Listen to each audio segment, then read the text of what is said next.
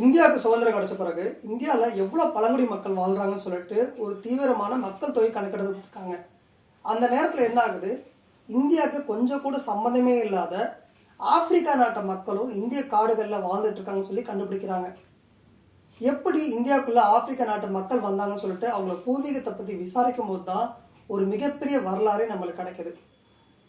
இந்தியாவை 1500 அந்த காலகட்டங்கள் என்ன ஆகுது, 5 முகலாய அரசர்கள் ஆட்சி பண்ணிட்டு இருக்காங்க. அவங்கள டெக்கன் சுல்தான்கள் அழைக்கிறாங்க. இந்த சுல்தான்கள் என்ன பண்றாங்க, தங்களுக்கு கீழே ஒரு மிகப்பெரிய இராணுவம் வேணும், அது மட்டும் இல்லாம நம்மளுக்கு நிறைய வேலையாட்கள் வேணும்னு சொல்லிட்டு அடிமையில வேலைக்கு வாங்கலாம்னு சொல்லி முடிவெடுக்கிறாங்க. இதுக்காகவே அவங்க எங்க போறாங்கன்னா, தென்கிழக்கு ஆப்பிரிக்காவில் இருக்க எத்தியோப்பியா அப்படின்ற இடத்துக்கு போறாங்க. அங்க ஜான்சின்னு ஒரு கடற்கரை இருக்கு. அந்த கடற்கரையில போயிட்டு அங்க இருக்க மக்களை அடிமைகளை விலைக்கு வாங்கிட்டு இருக்காங்க. அந்த மக்களை ஹாப்சி அப்படின்னு அழைக்கிறாங்க. ஹாப்சின மக்களை இந்தியாவுக்குள்ள கூட்டிட்டு வந்துட்டு அவங்களுக்கு இராணுவ வேலைகளும் தங்களோட வீட்டு வேலைகள் எல்லா அடிமை வேலைகளும் வாங்கிட்டு இருக்காங்க. அவங்கள கர்நாடகா, மகாராஷ்டிரா, குஜராத் இப்படின்ற இடங்கள்ல வீடுகள் கொடுத்து தங்க வைக்கிறாங்க. இந்தியாவுக்குள்ள வந்த ஹாப்சின மக்கள் தீவிரமா தங்களோட முதலாளிகளுக்கு வேலை பண்ணி கொடுத்ததுனால சந்தோஷப்படுற முதலாளி என்ன பண்றாங்க, அவங்களுக்கு பதவி உயர்வுகளும் கொடுக்குறாங்க. இராணுவத்தோட பதவி உயர்வு கிடைக்க கிடைக்க அவங்களுக்கு தளபதி போஸ்டிங்கே கிடைச்சிருது.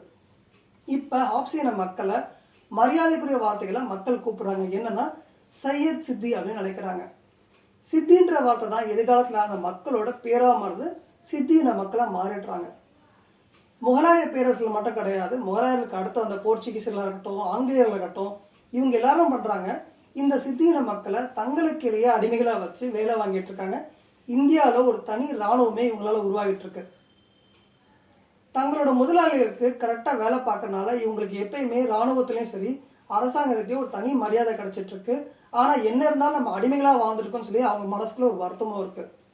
1679 இவங்க தங்களுக்காகவே ஒரு அரசாங்கத்தை உருவாக்குறாங்க. இவங்க தளபதியில் இருந்தால் மட்டும் பத்தாதுன்னு சொல்லிட்டு ஒரு தனி மாநிலத்தை அவங்க கையில் கொடுத்து ஆட்சி அதிகாரமும் அவங்க கையில் வந்துடுது.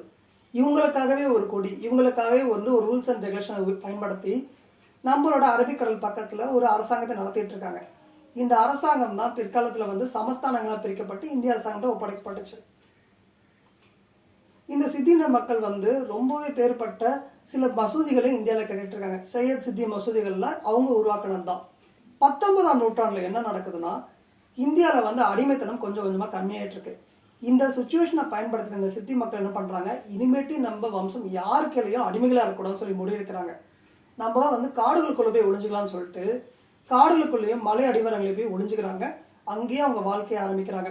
வெளி மக்கள் கூட அவங்க எந்த தொடர்பும் இல்லாம தங்களோட வாழ்க்கையை மட்டும் வாழ்ந்துட்டு இருக்காங்க. இந்தியாவுக்கு சுதந்திரமும் கிடைச்சது. சுதந்திரம் கிடைச்சதுக்கு அப்புறமாட்டி எவ்வளவு பழங்குடி மக்கள் வாழ்ந்துட்டு இருக்காங்கன்னு செக் பண்ணி பார்க்கும்போது தான் இப்படி ஆப்பிரிக்கா மக்கள் இந்திய காடுகள்ல வாழ்ந்துட்டு இருக்காங்க, இவங்க இந்தியா ஃபுல்லா செதறி கிடக்குறாங்கன்னு கண்டுபிடிக்கிறாங்க. அப்பதான் 1980 ஒலிம்பிக்லயே நம்ம இந்த சித்தின மக்களை பயன்படுத்தக்கூடாதுன்னு சொல்லிட்டு ஒரு யோசனை வெடிக்குது. இந்த யோசனையோட எதிரொலி தான் என்ன ஆகுது, இந்தியா முழுக்க வாழ்ந்திருக்க சித்தின மக்கள்லாம் ஒன்று சேர்க்கிறாங்க. அவங்களுக்கு ஒலிம்பிக்குக்கான ப்ராக்டிஸும் கொடுத்துட்டு இருக்காங்க. திறமையான இளைஞர்கள், பெண்கள்லாம் ஒன்றா வச்சு. என்ன ஆச்சோ தெரியல, திடீர்னு இந்த ப்ரோக்ராம் கைவிடப்படுது. சில நபர்களுக்கு மட்டும் இந்திய அரசாங்கத்து மூலமாக வேலைகளும் கிடைக்குது. இந்த சித்தின மக்கள் திரும்பியும் தங்களோட வாழ்வாரம் போயிடுச்சான்னு சொல்லிட்டு வருத்தமான சுச்சுவேஷன் போயிடுறாங்க. இவங்களுக்கு இந்தியாவில் யாரும் வேலையும் கொடுக்கறது கிடையாது. இவங்க பார்க்கறதுக்கு வெளிநாட்டுக்காரங்களா இருக்காங்க, இவங்களை நம்பி இப்படி வேலை கொடுக்குன்னு சொல்லிட்டு எங்கேயும் வேலை கிடையாது. இவ்வளையே வெளிநாடுகளில் இருக்க மாதிரி நிற வேற்றுமையும் நம்ம நாட்டிலே அவங்ககிட்ட நிறைய பேர் காமிச்சுட்டு தான் இருக்காங்க. இவங்க ஸ்கூலுக்குலாம் போய் சேர்த்துக்கிறது கிடையாது. அதே மாதிரி யாரும் ஸ்கூலுக்கு போனால் கூட அவங்கள அவமானப்படுத்துறது, கேலி கிண்டல் பயன்படுத்துறதுன்னு சொல்லிட்டு இவங்களை யாரும் ஒன்றா சேர்த்துக்கிறது கிடையாது. இந்த சித்தின மக்கள் இந்தியாவுக்குள்ள வாழ்ந்துட்டு இருக்காங்கன்னு சொல்லிட்டு கணக்கெடுக்கும் போது தான் கிட்டத்தட்ட 3 லட்சம் பேருக்கு மேலே இந்தியாவுக்குள்ள வாழ்ந்துட்டு இருக்காங்க. மகாராஷ்டிரா, கர்நாடகா, குஜராத் இப்படின்ற பகுதிகளில் சின்ன சின்ன கிராமங்களை அமைச்சு அவங்களும் ஒரு சின்னதாக வாழ்க்கையை நடத்திட்டு இருக்காங்க. முன்னாடி நான் சொன்னேன் இல்லையா, அரசாங்க வேலை கிடைச்ச சில இளைஞர்கள்லாம் இருந்தாங்கன்ட்டு.